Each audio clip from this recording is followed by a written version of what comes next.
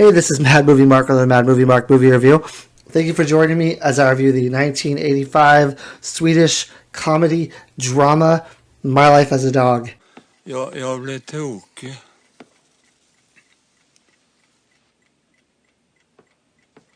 Han kanske är klar snart. Ja. Han är nog inte klar förrän han tar livet av mig. Hey, hold on a second here. That's not my intent at all. I'm just reviewing every movie that has 100% fresh rating on Rotten Tomatoes. I'm giving them all a score of 1 to 10. After I watch them and score them all, I will rank them from worst to best. I started in the 1927 movie era. I am going chronologically through this list. I am now at 1985 with My Life as a Dog. This movie has a 100% fresh rating from the critics and a 90% fresh rating from the audience. It is based on a novel, and it was nominated for 2 Academy Awards, which were Best Director and Best Adapted Screenplay. Now, this is a coming-of-age movie, and I know that there are thousands and thousands of coming-of-age movies out there. So what makes this one unique? What makes this one special? What makes this one deserve that 100% fresh rating that it has? Now, I would say that it is an incredibly emotional movie. It's a very impactful movie. It has great cinematography, really good acting, really good writing, and it's just, for the most part, it is an enjoyable watch that just really makes you feel something by the end of the movie. Now, there are a few things that I don't agree with, but with a coming-of-age movie, sometimes you get some things thrown in there that is, I guess, pivotal to the plot, but not something that you necessarily want to see. So, this movie stars a child named Ingemar, who is about 12 years old, and his brother. They live with their mother, who at the time, they did not know this, but their mother was terminally ill. She is having a hard time raising her 2 children while dealing with this terminal illness, especially Ingemar, who kind of gets in fights at school. He's a little bit awkward around people. He wets the bed. He has a hard time swallowing liquids around groups of people. He's okay by himself, but when he gets to he gets the shakes when he tries to swallow any type of liquid around groups of people. So it is decided that they are going to split these 2 children up. Ingmar is going to go live with his uncle and his uncle's wife. So when he gets to his uncle's house, it is a much different environment than what he was used to at his mom. His uncle is very playful. They become friends like right away with each other. They become confidants, and they become 2 people who can really trust each other. Så, ja, det är bra! Bra! Klistra! Bra! Fint fotarbete! Kom igen, Ingmar! Bra! Samma i så, ja, det är bra! Ingmar! Bra! Titta Bulla, vad fint att klistra! Nej! Herregud! Now, Gunnar is building a kind of shack outside of his house that he does on his spare time. So Ingmar helps him with this, and they play music together in this shack. There's also a woman who works with Gunnar who is someone who Gunnar finds attractive. Even though he's married, doesn't seem like he would ever step outside that marital line, but he definitely looks at this woman because, you know, he likes the way that she looks. And there's a point in the movie where she and Ingmar, they really hit it off, and she is hired by this gentleman who's a sculptor. He wants to sculpt a statue of her, so he invites her over to do this nude statue, and she has Ingmar come along because he can kind of make sure this guy doesn't step out of line and is actually there for the art and not there for something else. Ingmar also is on the soccer team, a soccer team. It's a youth soccer team that his uncle coaches. And while on the soccer team, he meets a tomboy named Saga or Sega. I think it's Sega, Now, this tomboy, she's able to play soccer with the guys because she hasn't fully developed yet, but she is in the process of fully developing. So later on in the movie, it becomes a bit of an issue where she's afraid she's not going to be able to stay on the soccer team because of this development. She takes a liking to Ingmar. Like right off the bat, she seems to have this attraction to him.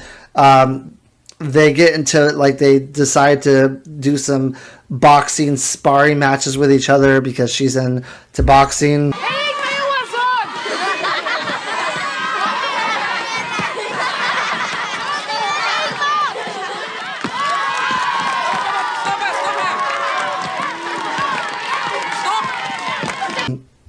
Later on in the movie, Ingmar will kind of get involved with another girl, and this will cause some contention between Sega, and the other girl, and they'll end up getting in a fight. Ingmar was living with his family, with his mom. He had a dog that he was absolutely in love with. Like this was his life was his dog. When he was moved in with Gunnar, for whatever reason, he was told he couldn't take the dog. I don't know if they actually ever really fleshed this out. Like they really give him like a real reason as to why he can't keep the dog, but they tell him that the dog is going to a kennel. Later on in the movie, Saga will break the news to Ingmar that the dog was actually euthanized, so the dog is no longer alive. This coupled with at the end of the movie, Ingmar learns that his mother has also passed away, kind of makes him go into this tailspin and this whirlwind of emotions where he ends up locking himself in the shed slash room that he was building with Gunnar, and he refuses to come out. And eventually he does, and he's able to move on from this, and him and Saga end up together at the end of the movie. They end up, seems like they're going to be a couple by the end of the movie. And I mean, that's essentially the entire movie, I would say, in a nutshell. This basically has almost everything you would want in a coming of age movie. Ingmar starts as someone who hasn't seen the world really. He's kind of with his mom and his brother, and there's nothing really outside of that besides school and the trouble that he gets into. And then when he like goes out and he sees the outside world, he meets this woman who Gunnar likes, and he kind of discovers the female body type of thing in this movie. And then later on, he falls in love, and you have the whole love story going on. The how he deals with death, and it's a really emotional movie. A lot of stuff happens in this movie at one time, and I thought it was really good. My favorite part of the movie actually is there's a couple scenes that are daydream sort of scenes where Ingmar is thinking back on how his mom used to be before she was sick, and how she used to be before she was ill, and the type of interactions that they would have. And it's just really, it's beautiful. The music is absolutely beautiful. I don't talk about music a lot in movies because honestly, after I watch a movie, a lot of times I just forget what the music was like. But the music in this movie, especially during these daydream sequences, it's a lot of just like piano type music, which I absolutely love. And in the perfect setting, in the perfect scene, this piano sequence is absolutely amazing. And it's just so moving and so touching. And when he was having these dream sequences, I was just fully engulfed in this movie. I was fully into this movie for these sequences. They're absolutely amazing, and it tugged on my heartstrings quite a bit. And I thought it was absolutely spectacular. Det är det bästa morsan vet.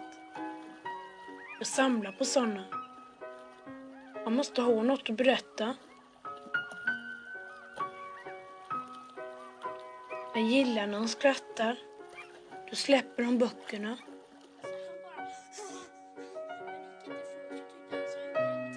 Hon läser rätt mycket. The scenes where he is with Gunnar, and he's happy, and he's kind of in a family scenario where he has like sort of both parental units, a mother and a father type figure, and they're playing around and they're having fun. It's just it's really emotional to see that he has that, where he didn't have that when he was with his mom by himself, and to see that he has family around him and he has loved ones around him. Whereas before in the movie, you just saw that he was getting picked on a lot, and it didn't seem like he had any type of unit under him that could push him up and prop him up. And it's nice to see that towards the middle of the movie he had that. Now, I think I read somewhere that the title "My Life as a Dog" is supposed to be he sees himself as like, or he sees his dog as like the first dog that was put up into space, where he was kind of just left out there on his own, with no hope of coming back. And that's kind of like symbolic of what like maybe his dog was in this movie, or what he was in this movie for a long time, where he was kind of shipped off to his uncle's house, knowing that his mom was terminally ill and that she wasn't going to come back, and that he was just kind of put into a situation where he couldn't come back home. He couldn't go back to what was normal. He couldn't go back to a life that he was simple and like recognizable to him. He's just going to now be thrown in this situation where he's kind of left out there on his own. I felt that, I mean, I haven't found any proof of this anywhere, but I felt like throughout the movie he was, like in the beginning when he was sent off to his uncle's, he was kind of like a dog, where he was following his uncle around at work. He was kind of being the companion for his uncle throughout most of the movie. And then later on, when he is asked by this woman to attend these modeling sessions, he kind of follows her around as well. He doesn't have any real like direction in his life. He's just kind of following people around, you know, like an animal would, where they just kind of take the commands from you. And then like towards the later part of the movie, he's actually able to command his own life. He's actually able to blossom a little bit out of the shell that he was in, where he gets to finally be able to have some closure, maybe a little bit in his life, and actually be able to start living for himself. That's what I got from the movie. I could be completely wrong. If I am completely wrong, people will not be shy to tell me that in the comments, because that happens a lot, which is fine. But that's what I got from the movie, and I thought this movie was quite good. Now, I do take points off when animals die in movies, and I feel like there was no reason for it. And that's definitely in this movie. I really don't understand why the dog didn't go with him. Yes, I understand that if the dog went with him, he wouldn't have this emotional response at the end of the movie, where he was responding to both his mom dying and his dog dying. And those were huge like points in his life that he had to overcome. But besides the whole reasoning for plots, I don't understand why he wasn't allowed to take the dog with him. I don't know if that's ever explained. I don't think it is. If it was, I missed it. But I felt like there was kind of a just in there for plot reasons, which is not like my favorite reason for things to be put into movies. And also, I honestly, there's some scenes in this movie where the younger girl who is pursuing Saga, who is pursuing Ingemar, she ends up like showing some of her cleavage area, and she's a very young child, and I just was weirded out by that a lot. I understand why, for plot reasons, for the coming of age thing, for him, you know, going to that next step in his life type of thing. I just don't want to see it. That's the whole issue I have with that. It's not something that I want to see now that I have a daughter. It's not something that I'm comfortable with seeing of other children. So that was kind of weird for me, and that's just going to be a me thing. Not everyone who watches this movie is going to have that same reaction, and I understand that. But this is my honest opinion of these movies that I watch. These are first time viewings for me on a lot of these movies, and that's just my opinion. Even with those two things, this movie is still beautiful. The dream sequences alone are so emotional, and they just are so on point. They're just so great. This is a very unique movie. I'm going to probably remember this movie for a very long time just because of the emotions that you get while you're watching it. And I give it an 8.5 out of 10. Thank you. I hope you will join me for my next review, which is going to be a comedy about food, apparently, called Tampopo, I think. So I hope you enjoy, but I hope you join me for my next review. Thank you.